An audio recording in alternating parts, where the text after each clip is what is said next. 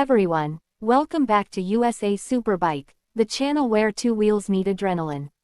If you're into vintage Japanese engineering, off-road grit, and reliable power, you're going to love what we have in store today. We're diving deep into a classic that doesn't always get the spotlight it deserves, the Yamaha RX100. Let's rewind the clock to the 1970s. Yamaha was really expanding its lineup of dual-purpose and enduro bikes, and the Texas series played a critical role in that. The RX100, though not the biggest engine in the lineup, brought serious versatility to the table. It was light, simple, and built like a tank, perfect for beginners, commuters, and trail riders alike.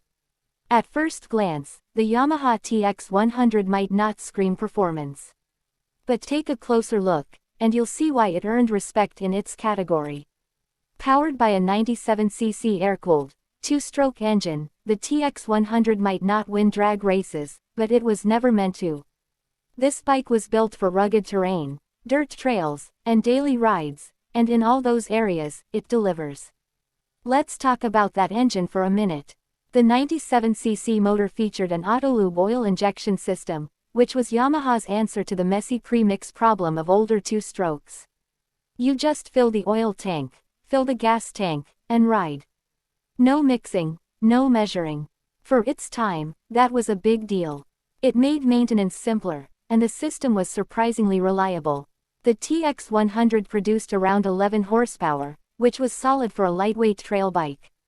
It was paired with a 5-speed manual transmission that gave riders good control, whether cruising around town or navigating rocky trails. The bike topped out at around 50 to 55 miles per hour, which is plenty for what it was designed to do. This isn't a highway machine, it's a dual-purpose warrior that handles back roads and forest paths with confidence. Now, let's get into design. The Yamaha RX100 had that classic scrambler look, tall handlebars, long travel suspension, and knobby tires that screamed adventure. It had a high-mounted front fender, a narrow seat, and just enough instrument detail to get the job done. Speedometer, odometer, neutral light, that's it. No frills, just pure function. The frame was a tubular steel design, pretty robust for the bike's weight class. Suspension was handled by telescopic forks up front and twin shock absorbers in the rear, which gave it a decent ride both on and off the road. Sure, it's not going to eat up jumps like a modern motocross bike, but for trails, logging roads, and weekend exploration, it absolutely holds its own. Let's not forget the weight, or rather, the lack of it. The RX100 came in at just under 200 pounds wet, making it super nimble, easy to handle, and ideal for younger or newer riders. If you've ever tried to maneuver a heavy bike on loose dirt or gravel, you'll know how big a deal that is. The RX100 feels almost effortless when you're out on the trail. One thing people often overlook with bikes like this is their reliability. Yamaha's two-stroke engines were known for being tough and easy to work on. The RX100 is no exception. Basic tools and a little mechanical sense go a long way with this bike.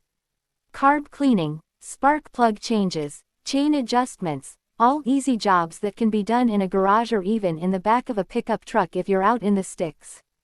A lot of riders use the RX100 as a gateway into the motorcycle world. For many, it was their first taste of off-road riding, their first trail experience, their first wrenching session. And what's cool is that decades later, these bikes are still running. You'll find them at swap meets, in barns, and sometimes still being used on farms or by hunters who need a tough, no-nonsense ride. Let's talk a little about collectability.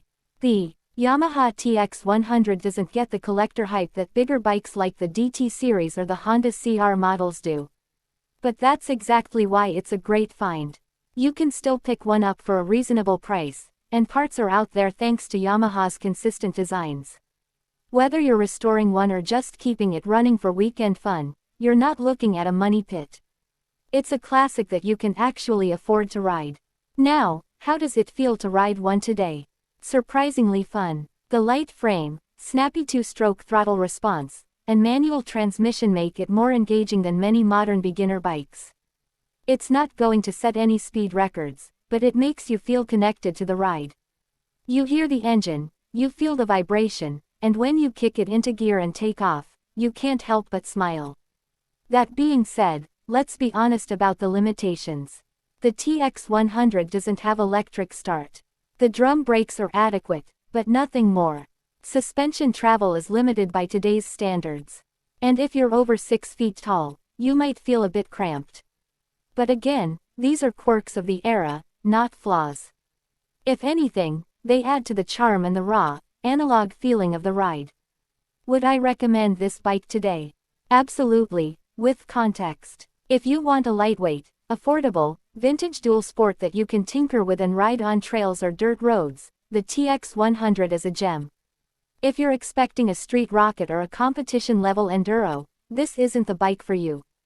But for what it is, it's a blast.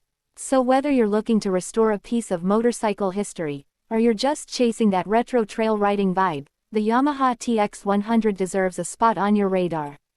It's simple, it's reliable, and most of all, it's fun. That's all for today's deep dive. If you liked this video, make sure to hit that like button, drop a comment below with your memories of the TX100, or let me know what vintage bike you want me to cover next. Don't forget to subscribe to USA Superbike for more two-wheeled adventures, reviews, and restoration tips. Ride safe, ride smart, and as always, keep the rubber side down.